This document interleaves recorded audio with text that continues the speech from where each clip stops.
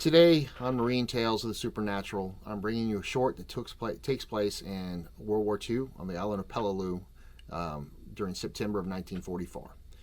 My grandfather was part of 7th Marines, whose objective was to, along with 5th Marines, secure the southern part of the island and the airfield. It was supposed to be a 3-day objective that turned into much more than that. In fact, they landed on September 15th. On September 17th, my grandfather was hit by mortars or small artillery. And while he was being borne back on a stretcher, the stretcher bearers came under attack because the Japanese launched a counterattack, and he was dropped and left along with some other wounded Marines that were left behind. It's supposed to be temporary, but these things happen in war. And while he's lying there bleeding and hoping he's not going to die, wondering if he is or not, and it's getting towards dark, and he's teetering somewhere between twilight and the gates of hell, basically teetering on the edge of that fugue state, a platoon of Marines charged across the field to drive back the Japanese counterattack, which in his eyes was going to allow him to be rescued. And one thing as he was watching them, his rescuers were having no problem navigating the treacherous terrain. It's been so difficult to walk on for the last 2 days. They seemed to be flatly gliding across.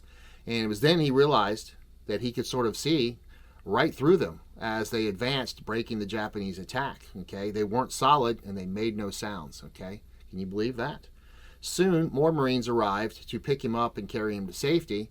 And when my pops asked, what about the Marine platoon that advanced driving back the Marines, they had no answer. And one of them told him, basically said, "Look, pal, I have no idea why they pulled back, but we've been pinned down and there's no one here but us. And we thought you and the others were goners, but, there's no one here but us."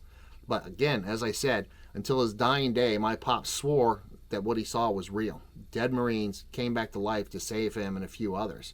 The real question is, why him and not countless others that died during that battle or others?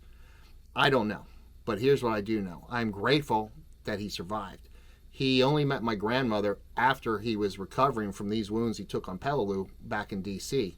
And without that, I wouldn't be here to tell you this story, And I wouldn't be here if someone or something hadn't saved him. Let me know what you think in the comments below. Talk to you soon.